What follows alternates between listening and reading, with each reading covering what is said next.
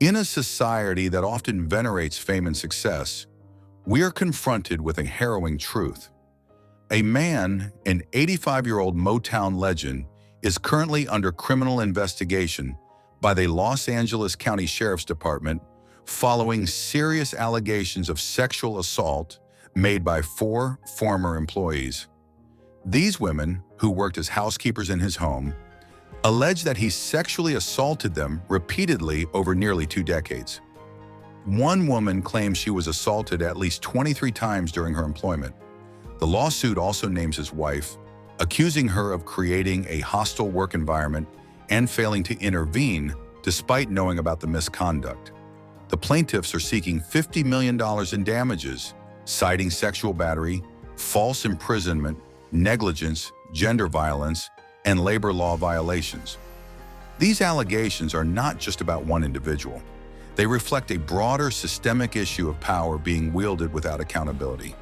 The accused, once celebrated for his contributions to music, now stands at the center of a grave investigation that challenges the very foundations of justice and morality in our society. In the face of such disturbing revelations, we must ask ourselves, how do we, as a society, confront the abuse of power? How do we ensure that justice prevails over fame and integrity over influence? To navigate these questions, we turn to the timeless wisdom of Stoic philosophy, a guide that emphasizes virtue, self-control, and the pursuit of justice above all else.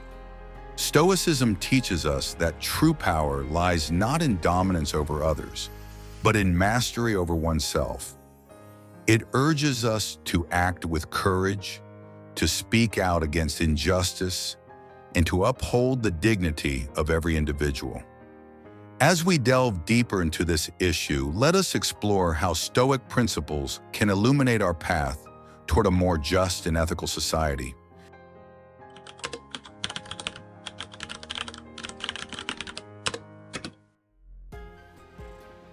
We often ask, how could someone so celebrated, so admired, commit such acts? The answer lies not in their fame, but in what that fame hides. Because unchecked power is a poison, and when it mixes with desire and ego, it blinds a man to his own moral decay. Seneca, the Stoic statesman, once wrote, "No man is more unhappy than he who never faces adversity, for he is not permitted to prove himself. But what happens when a man never faces consequences? When his money shields him, when the spotlight excuses him, and when silence becomes complicity? He forgets that he is mortal. He starts to believe that others exist for his pleasure, that he is untouchable. Those hands that once wrote lyrics about love can grope without guilt, that his home is a stage, and every woman who walks into it, another silent extra in his private script. This is not just a failure of character, it is the death of virtue, and virtue to the Stoics is everything." Marcus Aurelius, the philosopher emperor, reminded himself daily, "You have power over your mind, not outside events. Realize this, and you will find strength." But what if a man is never taught that real strength comes from restraint? What if a society applauds his art but ignores his actions? Then we breed monsters behind Grammy Awards. To be clear, this is not about one man. This is about the culture that raised him. A culture that forgives too easily if the voice is famous, that lets women scrub floors in shame while men sign record deals in silence. A culture that still asks, "Why did she stay?" instead of "Why did he feel entitled?" We have failed not just the victims, but ourselves. Because every time we let power excuse abuse, we betray what it means to be just. And justice to the Stoics is not a luxury. It is a daily duty. Epictetus, once a slave, taught this: "If you want to improve, be content to be thought foolish and stupid." Today it may seem foolish to challenge a legend, to question the past, to believe survivors over stardom. But that is precisely what virtue demands. It demands we look in the mirror, not just at individuals, but at institutions, systems, and silences. Stoicism is not about emotionlessness. It is about clarity. It does not ask us to be numb. It asks us to be awake. And if we are truly awake now, how can we not be outraged? How can we not call for accountability, not only for Smokey Robinson, but for every structure that allowed him, or men like him, to treat others as less than human? This is the moment to draw the line, not just with words, but with action, not just in courts, but in culture, because no voice is beautiful enough to drown out the cry for justice.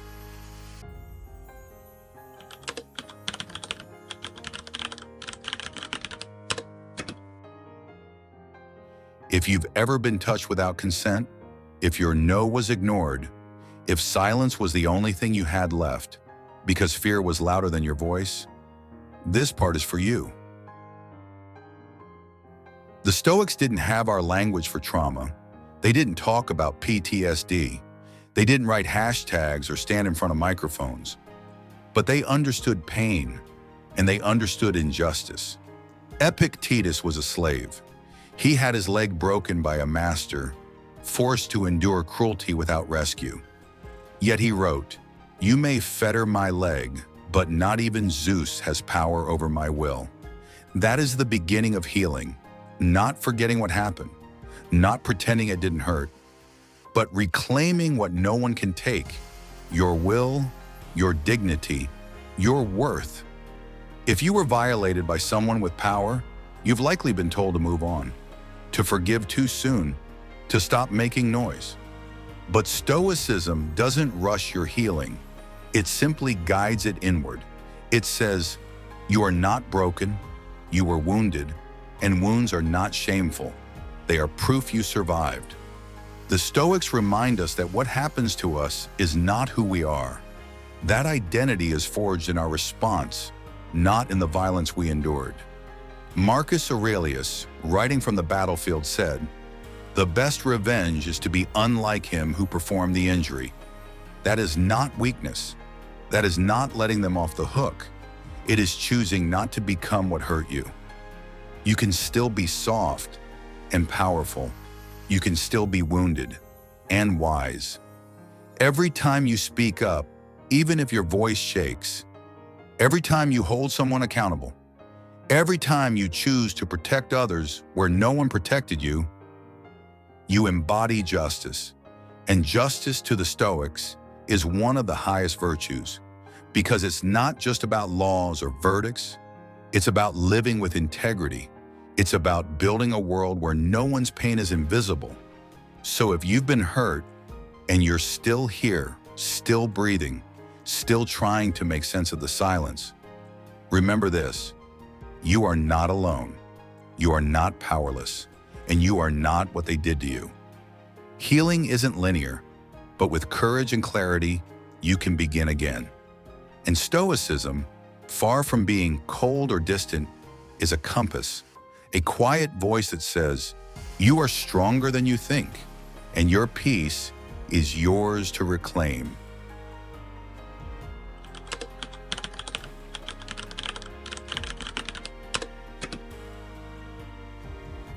It's not enough to be outraged. Outrage is easy. What's hard is action. Consistent, quiet, uncomfortable action.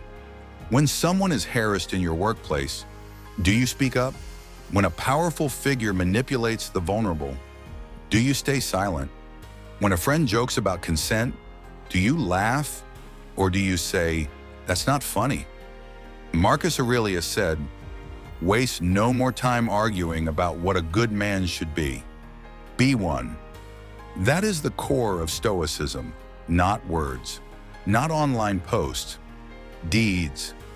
The Stoics believe justice is a duty, not an option, not something to consider when it's convenient, but something we live, especially when it's hard. Seneca wrote, wherever there is a human being, there is an opportunity for kindness. And kindness is not passive, it is fierce.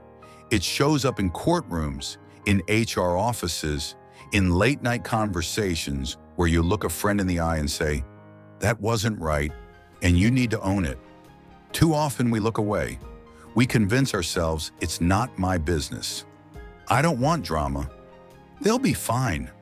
But Stoicism teaches us we are all citizens of the same human city. We owe one another decency, protection, and truth.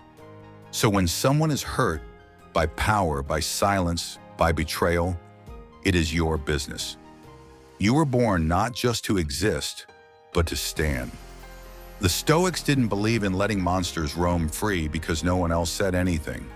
They believed in being the first to speak, even if your voice was the only one, even if you'd lose friends, or comfort, or promotions. Because honor isn't found in rewards. It's found in integrity under pressure. So this is your invitation.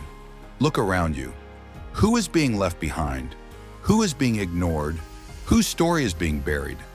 Will you be the one to ask the hard questions? To call out the predators hiding behind reputations? To believe victims when it's easier not to? That is Stoicism in the real world. Not in books, not in podcasts, but in the courage to say, I will not allow injustice to pass me by unnoticed. Not on my watch, not in my name. We can't undo the past, but we can hold each other accountable. We can build environments where truth is welcomed, where survivors are heard, where silence is no longer the currency of complicity. And if we fail to act, then we're no better than those who caused the pain in the first place. What will you do the next time you're a witness? What kind of person will you become when the test is quiet, private, and real? Stoicism asks, are you brave enough to do what's right when no one is watching but you?